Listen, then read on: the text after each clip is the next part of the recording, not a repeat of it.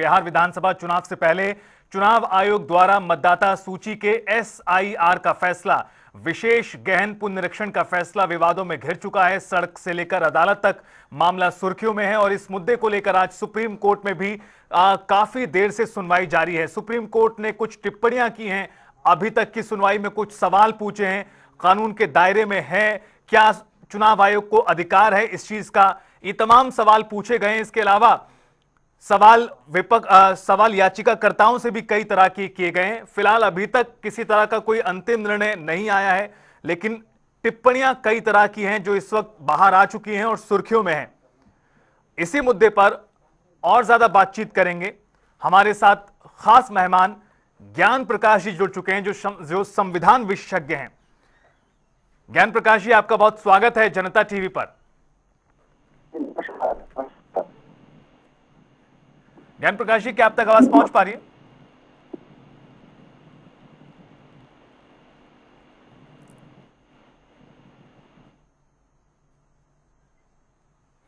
दोबारा कोशिश करेंगे ज्ञान प्रकाश जी से जुड़ने के लिए। और इस बीच आपको बता दें, 5 सवाल पूछे हैं सुप्रीम कोर्ट ने इलेक्शन कमीशन ऑफ इंडिया से। हालांकि सुप्रीम कोर्ट ने इस प्रक्रिया को सही माना है, लेकिन टाइमिंग पर सवाल उठाए हैं। एक बार दोबारा कोशिश करते हैं ज्ञान प्रकाश जी से जुड़ने की। ज्ञान प्रकाश जी, आपको आवाज मिल रही है मेरी? जी जी जी हाँ, नमस्कार। ज्ञान प्रकाश जी, ये मुद्दा काफी ज्यादा उलझनों में अब फंस चुका है, चूंकि अब सबसे बड़ी अदालत में है और आज इस पर सुनवाई भी हो रही है। कई तरह के सवाल जवाब इस दौरान देखने को मिल रहे हैं सुप्रीम कोर्ट में। सबसे बड़ा सवाल यही है, जिस तरह से आज भी निकलकर बाहर आया सुप्रीम कोर्ट में, कि क्या नागरिकता की जांच का अधिकार इलेक्शन कमीशन ऑफ इंडिया को है। इस पूरे विषय को लेकर आप क्या कुछ बताएंगे दर्शकों को? देखिए, जो वोटिंग राइट है वो जो है सिर्फ सिटीजन ऑफ इंडिया यानी कि भारत के नागरिक को ही है। और सुप्रीम कोर्ट कई बार इस चीज को कह चुकी है। खासतौर से मैं आपको याद दिला दूं कि आसाम का जो एनआरसी वाला केस था जी, वो आसाम के एससीए और जो एनआरसी वाला जो आसाम वाला केस था, उसमें 17 प्रकार के डॉक्यूमेंट सुप्रीम कोर्ट ने मेंशन किए थे जिससे किसी व्यक्ति की सिटीजनशिप जो है वेरीफाई हो सकती है। तो जिसमें आधार कार्ड या इलेक्शन कार्ड होना ये सिटीजनशिप नहीं प्रूव करता। इसके लिए सिटीजन होने के लिए कुछ खास प्रक्रिया है। वो प्रक्रिया के अंतर्गत ही कोई व्यक्ति भारत का नागरिक बन सकता है।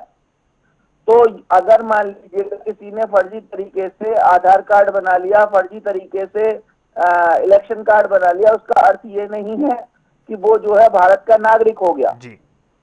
और ये इलेक्शन कमीशन को पूरा राइट है, पूरा अधिकार है कि वो इसका स्पेशल रिवीजन करे। मैं आपको बता दूं, मेरी जानकारी में एक खबर आई थी जिसमें क्या कहते हैं, ये हुआ कि किसी ये पूर्वांचल के कुछ डिस्ट्रिक्ट में जो बिहार में जो नेपाल के बॉर्डर से जो लगे हुए हैं डिस्ट्रिक्ट, वहां पे 124%, 120% आधार कार्ड है। यानी कि 100 लोग अगर उस डिस्ट्रिक्ट में रह रहे हैं तो 1600 आधार कार्ड है। तो ये तो संविधान की धज्जियां उड़ाना हो गया। ऐसी सिचुएशन में ये इलेक्शन कमीशन की ड्यूटी बनती है कि वो अपनी नागरिकता को दुरुस्त करे, अपनी वोटर लिस्ट को दुरुस्त करे।